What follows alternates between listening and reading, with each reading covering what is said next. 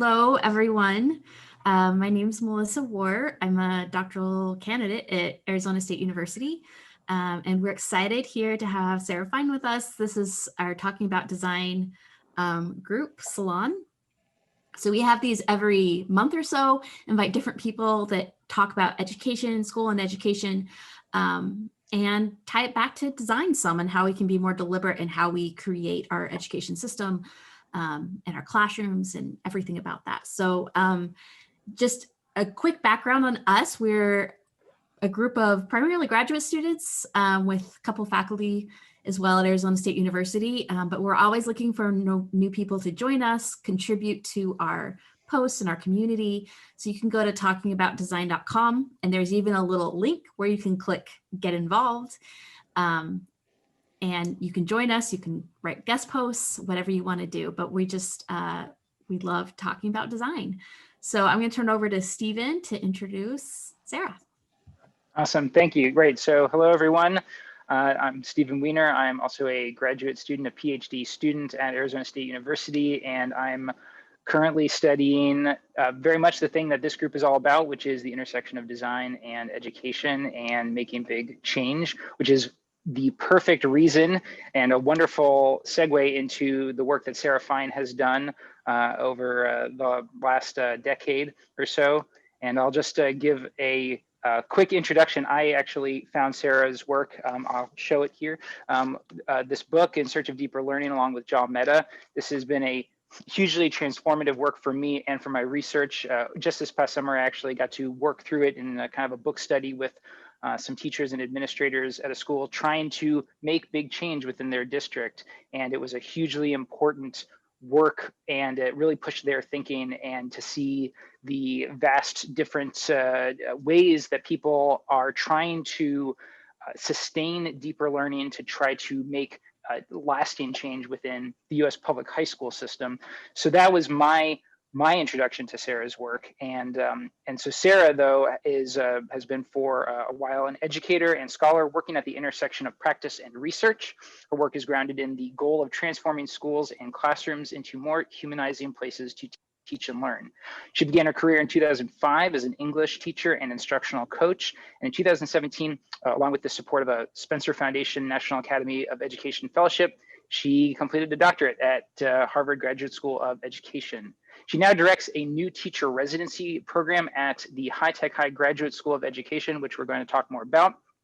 And she also teaches in educational leadership at UC San Diego and also at Harvard Graduate School of Education.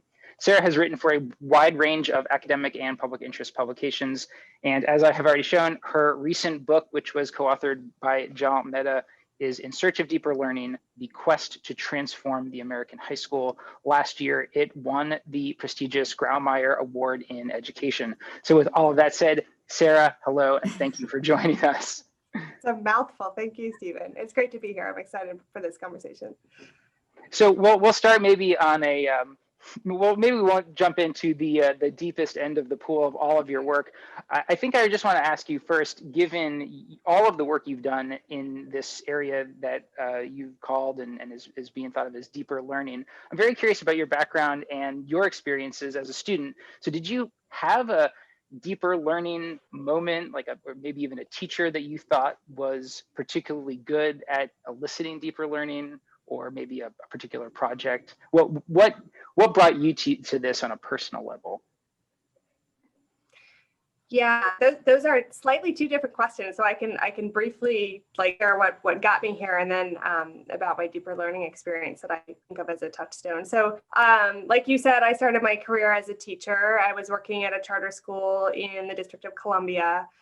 Fresh out of college, no training or support at all. I was savvy enough to be doubtful that a program like Teach for America, which was one of my options at the time, would give me the kind of support I needed to enter the profession. But what I didn't realize was what I did instead was have zero support rather than a small amount that a place like TFA would have supported. So basically, it was the beginning of No Child Left Behind. I was deemed highly certified under the law, so I didn't have to have any training at all. I just started teaching, got hired, had no idea what I was doing, did not know how to serve my students well. I was a young, white, clueless teacher in a majority Black and Latinx school. really didn't understand the communities, really had very little to rely on in terms of what I was even trying to do. So I meddled around for a while. I started to figure some stuff out, but I really had this strong sense that the learning we were doing together was bounded in really problematic ways. I had the sense that there was a whole lot more we could be doing, and that this should not be like the pinnacle of what schooling could be, but I didn't know how to do it, didn't know what it looked like. So at some point I did what all young teachers do when they're demoralized. I ran off to grad school, left the classroom, and that's when I encountered Jal Mehta. So actually that's a good segue. So I would characterize actually my work with Jal, which at this point is, has been a 10-year partnership, as a really profoundly deep learning experience for me, in a very meta way, I suppose. But I went to grad school with a lot of questions and with some practice knowledge, right? I had been in the field for 5 years, and even before that in college, I had spent my summers teaching. So I had some experience around what doesn't work in schools and what, the very real felt needs of of teachers. And Jal had, as a young professor, he was a junior professor at the time, he had more of the sort of theory, policy, macro level lenses, but a lot of the same questions about like, what could this system produce at its best for kids and teachers? And so we entered into this like real apprenticeship model at the beginning. Like we knew we shared questions and aspirations and a lot of beliefs. I came with more practice knowledge. He came with more theory knowledge and sort of scholarship. And we spent the next 6 years like spending this sort of taking this epic journey through US schools. But what was really powerful for me as a learner was that from the very start, I was seen as having, like, Jal positioned me in a way that sort of honored what I did bring to the table, right? I never felt like I was a junior member of our partnership, despite the fact that he was a professor and I was a student. But also he knew how to do a lot of things that I didn't at the time. Like I had no training in qualitative research methods, and over the course of our time together, I took courses in that, but also had this like rich experience of doing it with somebody who was farther along in their practice and their understanding of how to do it. And so it was really like an apprenticeship. So over time, I got better. I learned from him. He continued to let me really take on a lot of agency, and I gradually sort of got to the point where we were real partners, and we were sort of co-producing something together. And that was, it was collaborative. There was a lot of uncertainty. We had what we thought was an authentic audience in mind. There's a lot of the qualities that I would describe as part of deep learning experiences embedded in that experience that we can unpack later if you want to. Yeah, that's awesome. That's a very, as you said, it is a meta way that you, in looking for deeper learning or having these transformative experiences, that's actually when you had yours, which is great. I also, briefly, I'll say, I also had a very similar experience in joining a charter school fresh out of my undergrad and being told they would train us in their particular teaching method, and that just did not happen, and jumped right in the deep end. But I want to get into your book, and you already kind of started to talk about your work with Jal. I don't know if you can give some brief overview of this work. I know it's like a very, very, I want to say epic amount of research, and the time and the scope and the depth that it covers is pretty impressive. So maybe we could just start by asking this question. The book is called In Search of Deeper Learning. What exactly is deeper learning, and what did you find when you went looking for it in public high schools in the US? Well, in part, deeper learning, I think, and this is a little bit of a cop-out, but like deeper learning is also defined by what it's not, right? So like learning that is rote, shallow, not meaningful, not deeply engaging. A lot of the stuff that happens in schools, in short, like a lot of the feelings of sort of detachment, boredom, and so on, right? Like, so we were in part motivated by knowing what we had experienced in schools and trying to imagine something else, right? So I do think we started in some ways with the sense of what we were really clear on what we thought shouldn't be happening at scale in classrooms. And our inquiry was really of trying to find classrooms and schools that could help us anchor a definition of like, well, what could this be, right? So I would say our understandings of deeper learning really by design deepened over the course of our inquiry, right? We wanted to like produce a kind of, if you will, because you're both doctoral students, like emic understanding of what rich, powerful learning could be. And so we came in with some thoughts and assumptions, and we spent a lot of time, reading everything that could possibly help us think about this, from cognitive science to psychology and so on. But really, we wanted the schools and the teachers and the students that we encountered to help us craft an understanding of, like, what does the most authentic, powerful learning experiences that can happen inside of schools, what do those feel like? What do they look like? What characteristics keep them in common? And so, sort of emerging out of the other side, we have various ways of thinking about that. But I want to note, this is not like we went in with a definition, a crystalline definition, and then we were just looking for that and excluded everything that was not that. We sort of went in with some parameters and let our understandings be shaped by what we saw. So one way to think about deeper learning that we trace out in the book is that it has kind of 3 nodes, that there's an element to the learning that has to do with identity, and the learner identifying in some way with what they are learning, seeing themselves in it, seeing it as being relevant to who they are or who they want to become. So there's the identity node. There is an element of mastery, which is a little bit more tied to what schools tend to shoot for, right? So actually having knowledge and skills that match the knowledge and skills of the professional domain in some way, where you actually have to know some stuff about a thing in order to learn deeply around it or with it or in it. And then there's an element of creativity as well. And when Joel and I write about creativity, we're not so much writing about, like, painting art on the walls, so that is a form of creativity, but more that the learner, when they're learning deeply, is most often engaged in some kind of productive endeavor. They're creating something, literally. They are producing something that hasn't been produced before, ideally for an authentic audience. They're not just receiving knowledge that has being put in them by somebody else, but there's a sort of active engagement part of that. So all of the experiences we see as being sort of the deepest learning have elements of those 3, and we can talk more if you want later about how often what we see in schools are kind of over leveraged on one or the other, but sometimes we'll neglect. And so that became a lens that helped us think about different types of learning happening at schools. Yeah, that's fascinating to me. I look a little bit at creativity and how much it's about expanding thinking. And so when I've read your book and parts of your book about students being like an equal partner, and like you were saying with Joel, like that culture of students being an equal partner and being able to contribute something valuable to the learning situation instead of just receiving from the teacher all the time was really interesting to me.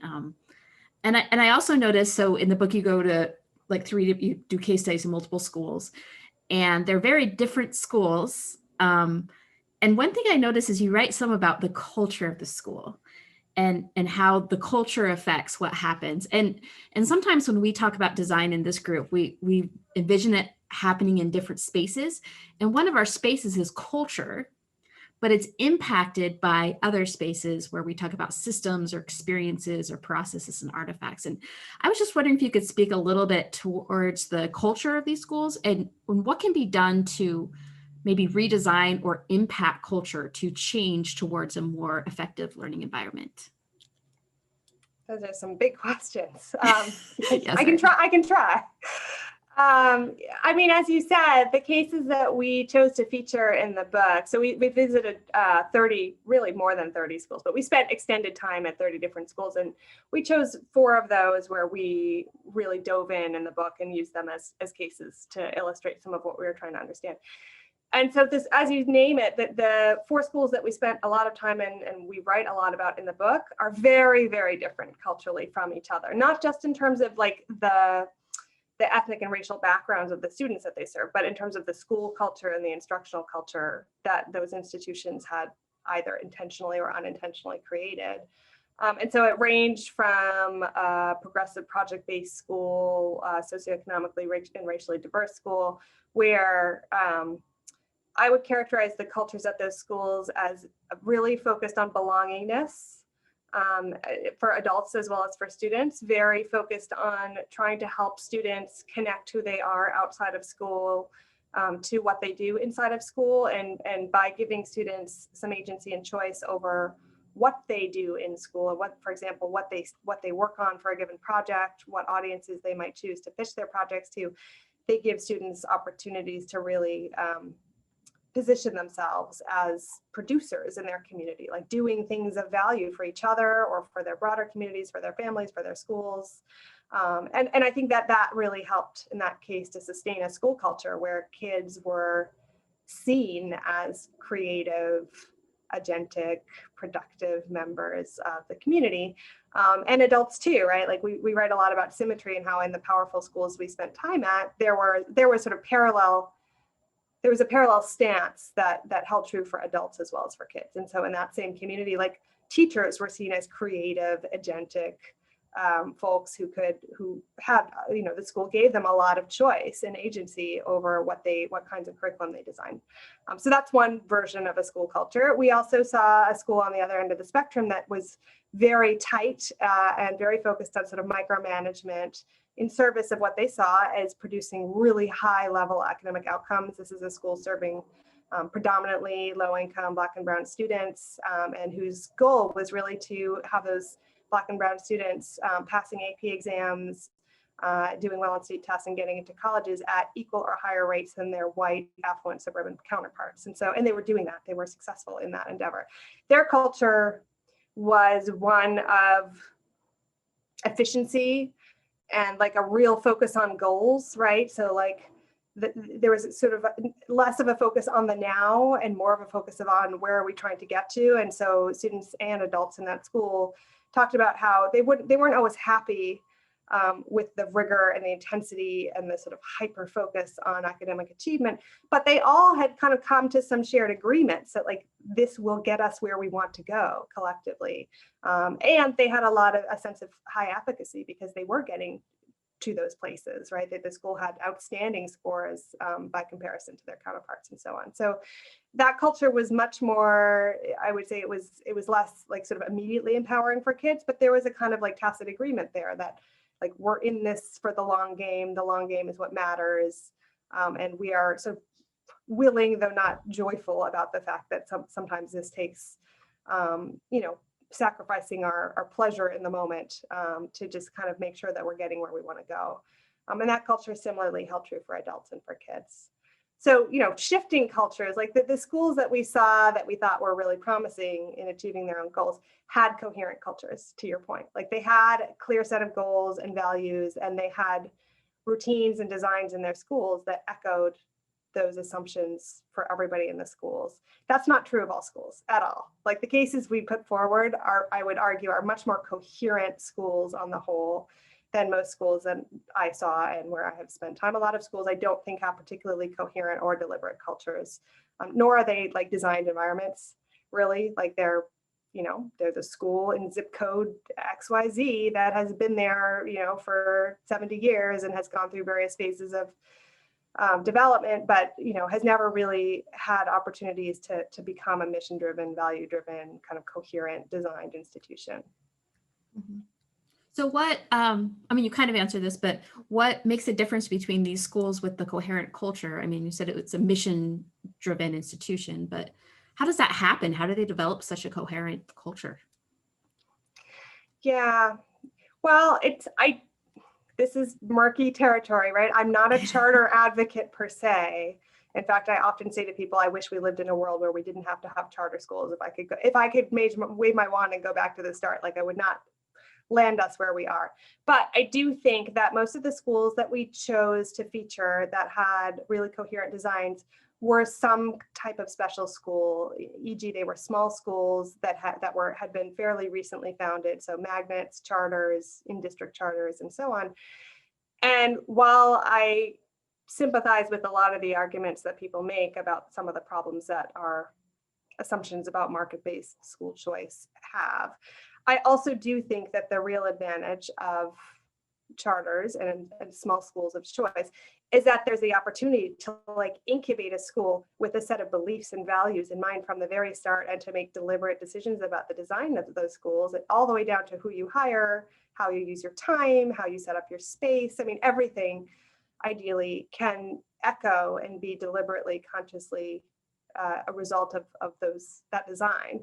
I think it's much harder Now you can argue with what a design should be, what should be the core values of our schools. And you can see across the cases in our book that like there are very different choices about what to design around, but at least there's the opportunity to actually design and provide students a coherent experience. Whereas a lot of schools, you know, they're working uphill because not only are they really constrained, but they're huge. They, like to your point, there's each pocket of the school is, you know, is echoing some moment in time where some curriculum or new set of values came through and they're not all aligned to each other. They're very loosely organized. So it's just a harder thing to do in a space like that. So it's not that I don't think that great, deep, rich learning can happen in sort of traditional public schools. In fact, we saw plenty of it. It's just harder as a whole institution to cohere around a given design.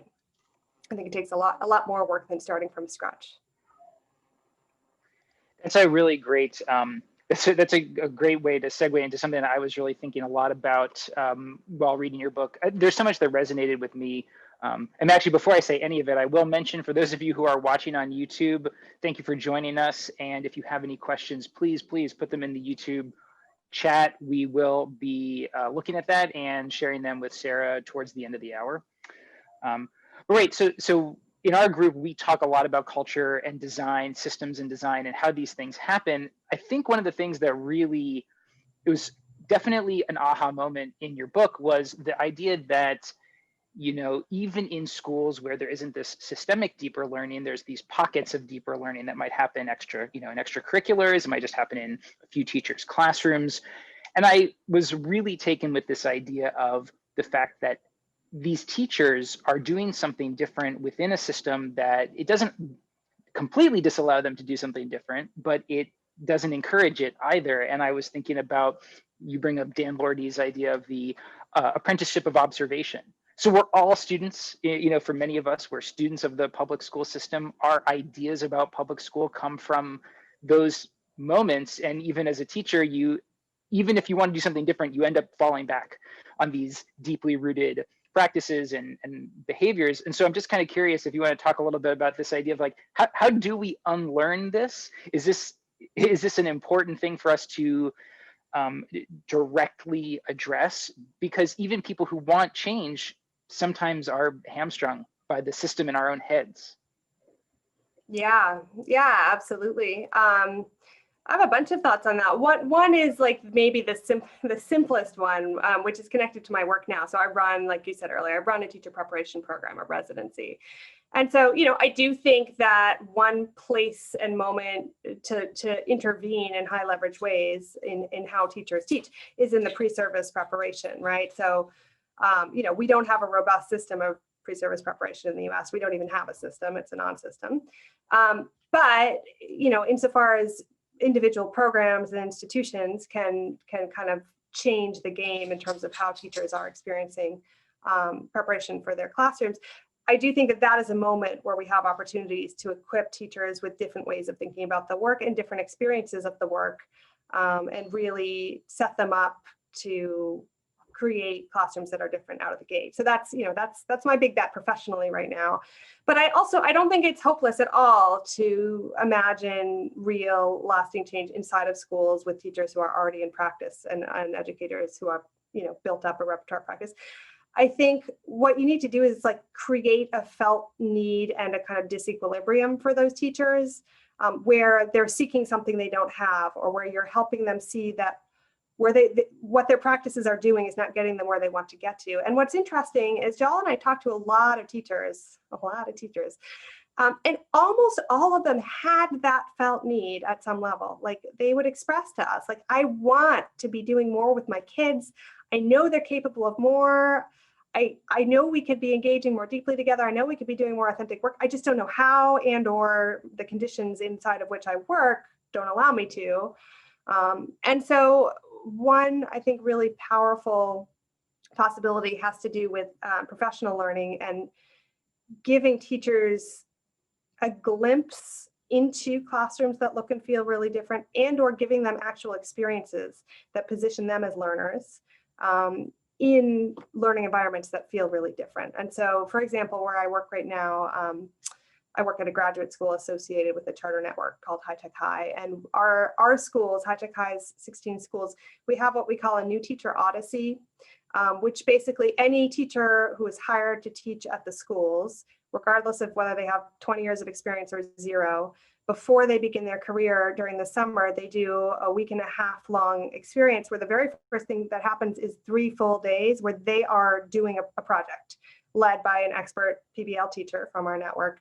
And the teachers are the learners, and they are doing the work of the project themselves. So they are out at the border, taking photographs, making a documentary, doing empathy interviews with people on the street,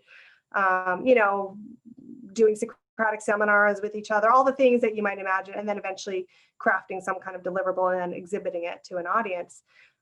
All the key elements that we think are part of project-based learning, part of deeper learning that lives inside of PBL, we position our teachers as learners in that space and then give them opportunities to unpack it. So it's not, right, it's harder to fall back when you actually have lived through it and you've seen it happen, and you actually have something to hold on to when you think, well, what does it mean to present work to an authentic audience? Oh, well, I just did that, right? So how could I do that for and with my students? And so I think Joel and I talk about that as symmetry, like producing experiences for adults that embody the elements and the qualities that we want for learning for kids. I don't think it's sufficient. I don't think a teacher who has gone through a week-long odyssey like that is then going to be fully ready to be a skillful, deeper project-based teacher. However, I think it's a pretty powerful platform. I think it helps to disrupt and also like put something in the place of, because that's the biggest problem I've seen is like teachers want to do things differently, but they don't know what different looks like. Right. So this is a great, that's really, it's a fascinating model. And I'm kind of curious if you could maybe just back up a little bit. And so I think Melissa and I have some familiarity with High Tech High. If anyone out there has not yet seen the documentary Most Likely to Succeed that came out a few years ago, I think it's you can stream it on Amazon Prime. It's very interesting and it highlights High Tech High. But for those people, Sarah, could you explain a little bit about the school and then maybe also talk about the fact that as a school, or I guess it's more of like a school system with multiple schools, you also have the part that you work at, which is this graduate school, which in itself is sort of interesting. Sure. Yeah. So High Tech High began as a single charter school in the year 2000 in San Diego, central San Diego. And like I was saying before, it was very much of a like designed environment, or that was its aspiration. So it was a collaboration between business leaders and then led by a couple of really expert educators who were very disillusioned with traditional education, who had very strong repertoire practice themselves, but also really strong convictions about what we shouldn't be doing in schools and some thoughts about what we could do instead. And so they were instrumental in designing our original school, fully, like I said, fully project-based school, really an attempt to join sort of hands, hearts, and minds. So to bring the best of vocational technical education together with the best of liberal arts education, have kids learning out in the world, sort of breaking down boundaries between school and the world beyond. And notably also, they had very strong feelings about racial and socioeconomic integration. And so we have High Tech High schools to this day, all of our schools have a very unusual way of admitting students where we do a blind lottery, but it's weighted by zip code. And so we try to mirror the demographics of the region in every one of our schools. So like if there are 14% of school age children living in a certain zip code, if we can, we admit 14% of our folks from the lottery in that zip code. So and then within our schools, we do not track, we do not sort kids, we do not have level classes, we don't offer APs. So there's a very strong emphasis on like integrated schools, which are actually integrated and where kids are meaningfully engaging with kids across racial, class, demographic lines via projects. And so we now have, this is 20 years later, we have 16 schools around the San Diego region. No plan, we're not a franchise like KIPP or other schools out there. So we're not planning to extend beyond San Diego.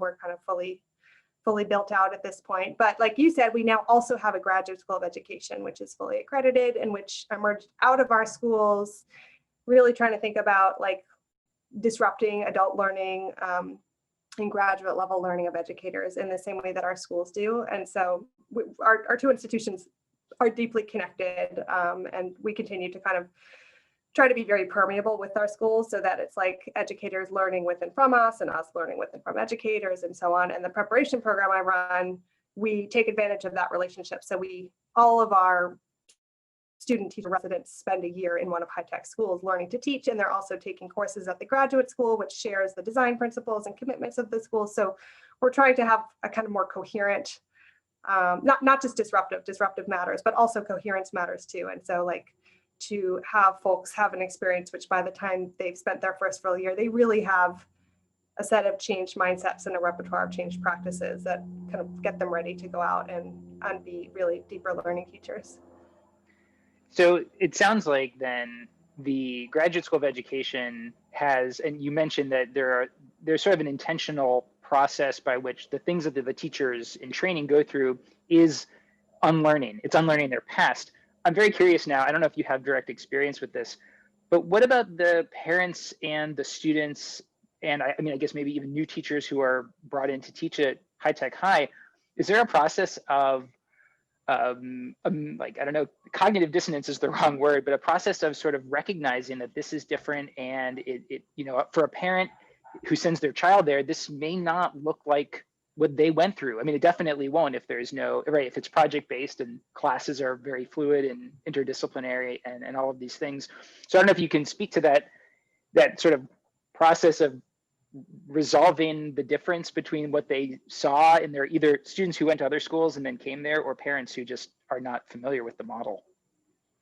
Yeah, and that's a really important question. And I think at this point in High Tech High's existence, it's easier now because our kind of reputation and that sort of positive associations that we've built in the books and the movies, that has helped us to legitimize ourselves, including to parents who might be on the line about whether or not they're willing to take a risk on a model that doesn't look or sound much like their own experience of schooling did.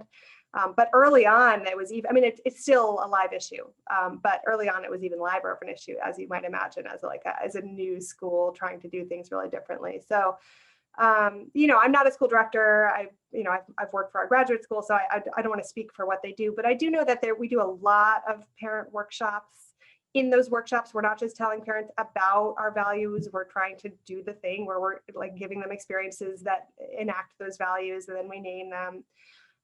You know, I think we make a pretty clear case for why the things that our students learn are aligned to the 21st century realities, not just economic, but political, civic, and so on. And I think a lot of parents recognize that, right? Especially, you know, parents understand that this world is incredibly complex, that few people are working inside of academic disciplines exclusively anymore, that sort of collaborative work has taken on even more of an important role than it used to. And so I do think there's a way that tapping into what people already understand about the world is helpful, because it doesn't take that much to convince parents, like, no, you're right, my kid does need to be a strong communicator and collaborator and creative problem solver. And yes, I want them, you know, working on grappling with problems that are interdisciplinary, because those are the kinds of problems that are facing all of us.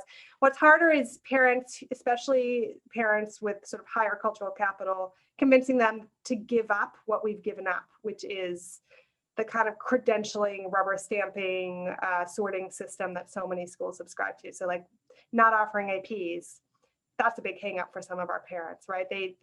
We do a lot of work messaging that choice, and we stand behind it. We've never wavered from that part. I mean, students are welcome to take APs on their own time, but we don't do any work to prepare them explicitly for them. Not having accelerated classes, for example. I think, you know, parents who are used to seeing schools as a space for sort of hoarding opportunities for their students and figuring out a way to get their kids ahead and so on, or just making sure their kids are okay, get worried about that.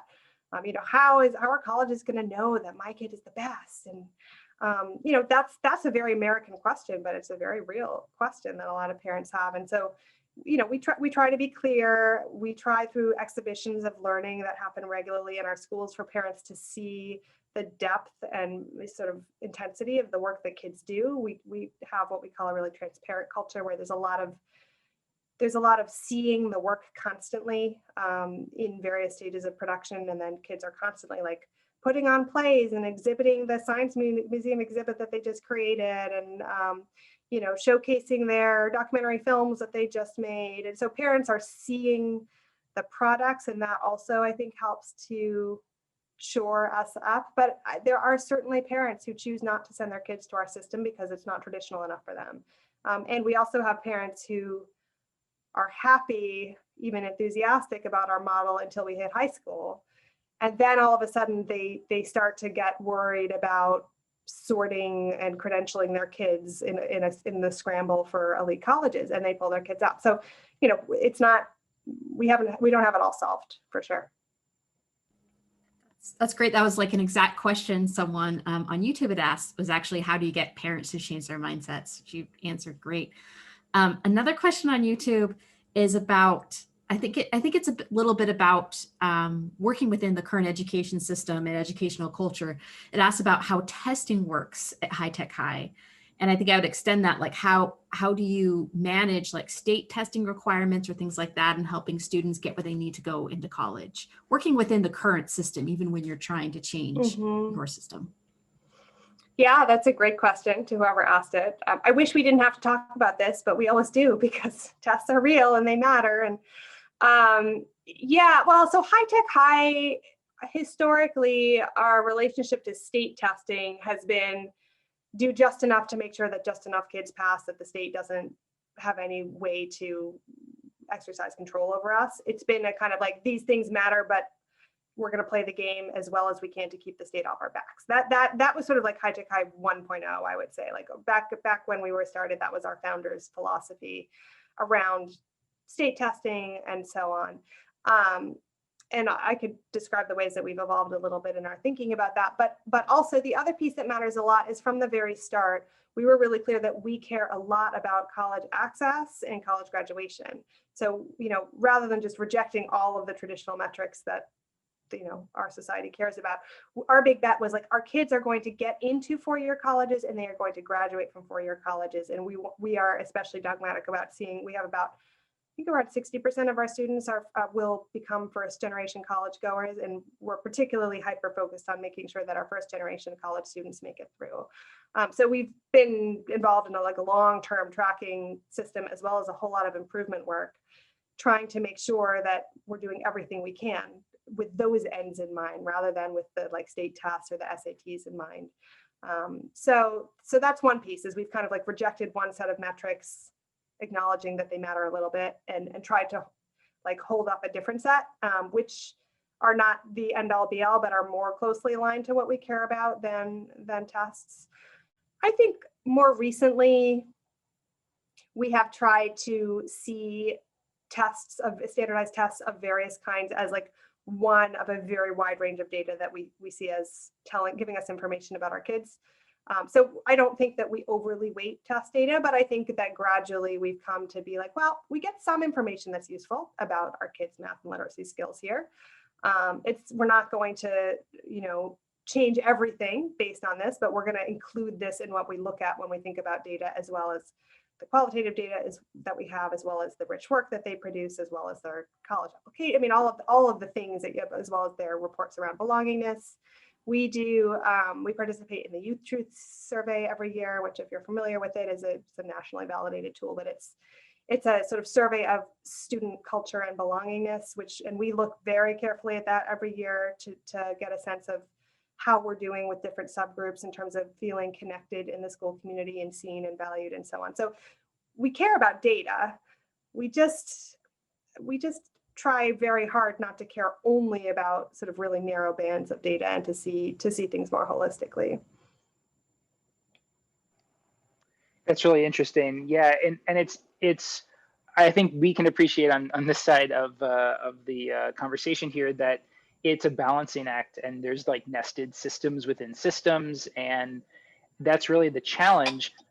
So we have a question from Ray, which actually dovetails something else that I've been thinking about the current situation with COVID, and how COVID may be offering an opportunity for shifting traditional learning practices and getting people to see that the system right now has stopped for maybe kind of mandatory reasons or involuntary reasons. in some circles that I find myself in and going to other webinars and things, you can get the sense that there are groups of people who say now is the perfect time for change and now is the time to rethink things. I'm curious if you see it that way, or if you see there are some opportunities now, because of the other side of things, this is also an extremely stressful time for parents, teachers, and students who are just trying to make it through this semester, this year. Yeah, that's a really good question. And I'm still grappling with it. Obviously, the situation is unfolding. I am not really in the camp. I think it's an extraordinarily privileged and non-educator position to say, like, this is our moment to reimagine everything about education. I sympathize with where folks are coming from, but I also spend all of my time with like in-service teachers, and I have my own 2 school-age children right now, and I mostly see them being profoundly overwhelmed just by trying to figure out like which way is up right now. And I do think there's some it's very hard to ignore some of the inequalities in our system that were baked in from the start and that are now even more apparent to folks than they were before. And so I think there's glimmers. I think there's ways in which this moment will and can shape folks' thinking for the better. And I do think, like, for example, I have heard of and seen a lot of schools that are being very intentional about the fact that social emotional learning, belongingness, sort of support needs to be the first and always thing that we think about right now. And that should always be true. I would argue, like, if we can hold on to that assumption beyond the pandemic, good things will happen. Like, that's, belongingness and identity and like social emotional learning and creating schools as spaces where kids can really share what's going on for them and process trauma. Like, that should be happening. And so I am a little bit hopeful about that. However, in terms of like, are we going to blow up school models as the result of COVID, or could we? I'm not at all convinced that that's true. I think I've certainly heard anecdotally of a lot of schools that have gone in the other direction, where they're just trying to keep the train on the tracks. And as a result, they're resorting to a lot of pre-recorded curriculum, a lot of like asynchronous work, which in the name of equity makes sense because not all kids can access, synchronous time. And on the other hand, just turns learning into a whole lot of worksheets without any like social learning and sort of that live context part. So I see it going a lot of different directions, like in terms of descriptively what I perceive actually happening. And what do I think could and should happen? I do think that there are ways that particular small subsets of learners are actually thriving right now. And I think that's some information for all of us. Like, I think our really introverted students, or our students who have a lot of social anxiety and being in a live classroom is really hard. I think to some extent language learners, depending on where they are, when they have access to all the like language supports that get baked into what we're doing when things are being chatted and everybody has a PowerPoint all the time. And I think that there are some ways where this is actually like sort of shining light into some possibilities that we haven't considered before. Like, what would it like if kids have really high social anxiety? What are some different ways they might be able to engage in a learning community? Like, I think it is sort of it's maybe like breaking open some possibilities that nobody had imagined before, or maybe even just been like bold enough to give it a try. But I also think like everybody's going to be relieved when schools open back up. I mean, just like everybody wants schools to open back up. There's nobody in my life that I know that does not desperately want our schools to reopen. And they're not really worrying that much about whether schools change or not. They just need like the support and services that schools provide. And so I don't know what's going to happen. And I don't know what I think should happen. I think like, this level of disruption does open opportunities, but it's a crisis. This is not like somebody chose to make this happen in the hopes that we could change our system. This is like, people are dying. I don't want to forget about that. Right. I just think it's interesting to recognize that however broken or not broken you think the current school system is at this point, everyone right now, I mean, especially people who have school-age kids, are recognizing just how important it is, and how it was there for so long. It was easy to take it for granted. Yeah. I'm that's a hopeful part for me. Like, I think maybe There's a little bit more like acute awareness of the important role that schools play, literally, in making our whole society function. I mean, I'm not sure it's going to translate into more respect or more pay or more support for teachers, but it could. Who knows? Right. Right. So we had another question, and it's interesting. You brought up the idea that maybe identity and social emotional well-being is making some more prominence right now, given the state of things. We had a question from Kevin who wanted to know a little bit more about the identity component of your of the model, of the deeper learning model, and what is a good example of developing student identity? Yeah, that's a great question. Well, one of the things I haven't talked about that John and I write about it a lot in our book is this kind of surprising finding, for us at least, maybe it was staring everybody else in the face, that in a lot of schools, secondary schools, some of the richest, most powerful and authentic learning happens at the margins. So in extracurricular activities, elective classes like sports, Model UN, school newspaper, green engineering. I mean, all the things that we tend to think of as kind of peripheral to the quote unquote core of what our schools are about.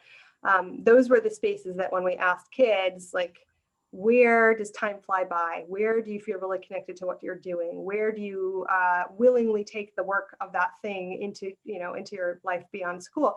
Those were the places that they most often named. And I think that, first of all, a lot of those places, there's some choice element there, right? And that has to do with identity. Like, usually when you choose to do something, it's because either you already identify yourself as somebody who is interested in that thing or who is good at that thing. Like, you're going to do the after school theater production because you see yourself as somebody who's an actor, or because you have a curiosity about what you could become. You're like, oh, I'm going to do school newspaper because something about that really calls to me, and maybe that's something I want to do even if I don't have experience.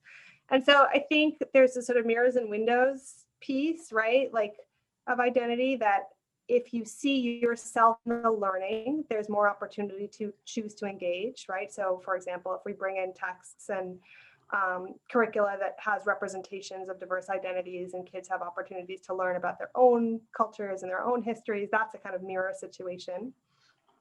Or you choose to join the school band because you play the trumpet and you're good at it and you like it and you identify yourself as a student musician. There's a mirror identity opportunity as well. But I also think the window part matters as well. Like, kids also, especially adolescents, are searching for what they might become, who they want to be, right? That's like a key part of what it means to be a teenager, is trying to figure out who you are. And so I do think that one of the reasons electives and extracurriculars are often powerful is kids, it gives them a chance to try stuff out and play around with, like, am I a journalism type kid? Like, is this something I would enjoy? Or like, am I Model UN? Or, and so one thing John and I looked for and listened for a lot was the language kids used to describe their relationship to the learning. So, and we noticed that when the learning was really rich, often it wasn't like, I am somebody who goes to my theater club after school. It's, I am a theater kid. Like, I'm one of the theater kids. Like, that's who I am. It defines myself in this larger space. It gives me a set of peers and an association and a set of skills just by kind of naming myself that way. And so we're often looking for that. And like, you might not hear it as explicitly in a math class. I'm somebody who goes to math on Thursdays versus like, I'm a mathematician in training. But I do think that the best teachers in academic courses are able to create that kind of identification, like students in a science class who really imagine themselves are positioned as like young scientists who are engaging in the real work of science rather than sitting around touring themselves through a science textbook. So I think there's like layers of identity, but I think often in schools it has to do with that kind of like increasing sense of self that's tied to the thing that you're doing. Right, yeah. I think back to my time as a teacher and teaching physics and math, and I think I often cringed at just how many times not only did I hear a student say, oh, I'm not a math person or I'm not a science person, but then I might even be in a parent-teacher conference and hear a parent say, oh, I understand why Johnny or whoever is not a math person because I'm not either. And they're really passing down sort of this like anti-identity around these things. The other part of identity, I think that might be maybe a bigger sort of another dimension or even a bigger dimension came up in a piece that you wrote last year. And we're going to put the link to this in our follow-up post on talkingaboutdesign.com. You posted a really very powerful personal piece about your experiences in confronting your own biases and issues of social and racial justice. I'm curious, because I think it's there's a lot of reasons it's an interesting piece, but you talk a lot about project-based learning and giving students the ability to do projects and working through your own biases and helping them understand their own cultural identities. I'm curious if you could talk a little bit about that and why you think, and I think this might just be sort of an uncommon or an unappreciated possible connection between project-based learning, student-driven learning, and then the idea of social justice. Yeah, sure. Yeah, and in that piece, I write a lot about sort of my journey as a very much of a like colorblind, sort of fragile, if you will, white female educator in a, really not knowing what I was doing at all. But I think to your point, at this point in my career, and who knows, I hope it continues to change and deepen, but I really see, I don't think project-based learning in and of itself is, project-based learning can be done badly or well. But I think that pedagogies and designs for learning, including PBL, that position kids as creative agents who actually can do work that matters, like real work that actually matters to some community that has aesthetic value or social value or cultural value, that is in and of itself fairly disruptive to the patterns of oppression that so often play out in our schools. I think it's not an accident that we see that schools that serve predominantly poor Black and brown students tend to micromanage their students, tend to have curricula that don't provide opportunities for them to really grapple and produce things. Whereas like our more affluent white students, especially those in sort of progressive private schools, they're the ones who get the opportunities to like, do a student written play that gets put on at the, the local theater, right? Like there's something implied there about the potential contribution of those groups in relation to each other. So I think that PBL, while I would never suggest it's the only or even the best way to do things, I think baked into it, when done well, is a really disruptive way of thinking about our learners and what they can do. And I think that also real co-design, which we're all, at least at High Tech High, we're all real students of. I mean, we're all trying to get better at it, but like real co-design where, the teachers know some stuff and they have some parameters and they have some goals for their kids, but they're actually inviting kids to identify and engage in the process. Like, what do you want to learn? How do you want to learn it? What do we want to produce for whom and why? And there's a balance. High Tech's done a lot of thinking about this, like a balance between starting with nothing, starting with some options and having kids help refine the options. That's generally more what we talk about when we talk about co-design. But that also is a way of positioning kids as having real say in what they learn and how they learn it and why they learn it, and sort of implicitly trusts kids to take some ownership and to be part of the process. And I think that trust also can be really disruptive if you talk about like patterns of racial and socioeconomic hierarchy. Like, our society is in the business of micromanaging bodies and micromanaging minds, especially of kids from marginalized identities. And so when we undo some of that through our pedagogy, I think there's real opportunity to do work that is liberatory and that actually like runs against the grain and is actually empowering. So I think it's entirely possible to be a project-based teacher who is like reproducing patterns of racism, sexism, and ableism in their classrooms. But I think that on the flip side, if you're working in a project-based classroom and you have some aspirations and practices to undo that, project-based learning is a pretty powerful platform for that, if that makes sense. That's so interesting. I'm sorry, my internet cut out. I'm really glad that we're recording this because I'm assuming Stephen asked like what you're talking about. I'm so interested in. So I'm excited I can go back and watch it.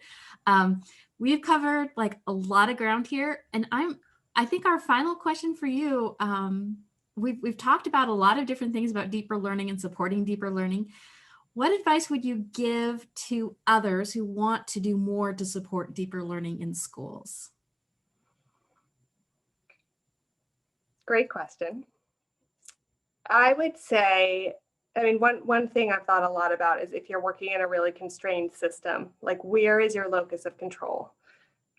Because it's really easy for teachers, because they are working within such constraints often, to feel like, you know what, I know I want to do things better, and I know in theory we could, but we can't because of the pacing guide, and because I have 47-minute periods, and because I have 200 students, and you know, so without trivializing how consequential those realities are, I do think that teachers have some more control than they might imagine. They certainly have a whole lot of discretion, and likely a closed door and a you know, more or less like other people not paying attention to what's happening in their classroom most of the time. So they have opportunities where you can, like, for example, make room for depth rather than breadth whenever you possibly can, right? Like, if the pacing guide says you need to cover X, Y, and Z, like make a choice that you're going to cover X and go deeper on it. And, you know, see if you can leverage your political capital in the school and so on to, if somebody breathes down your neck about it, to you know, sort of defend that choice. I think the piece around audience, creating an audience for the work, can be really, really powerful. And there's certainly, you know, there's different levels of authenticity in audiences, but like, if kids are in the habit of like studying Hamlet in your classroom and then writing a 5-paragraph essay at the end of the unit about Hamlet and turning it into you, and maybe you put it on the wall, like that's not very authentic, but it's better than nothing. Maybe kids perform a scene from Hamlet, and maybe they perform it for each other, and maybe even better, they perform it for a different classroom who also studied Hamlet, and then have a discussion about the different ways you could perform the scene. Or maybe you can get yourself into an all-school assembly that happens once a month and like perform it for the whole school.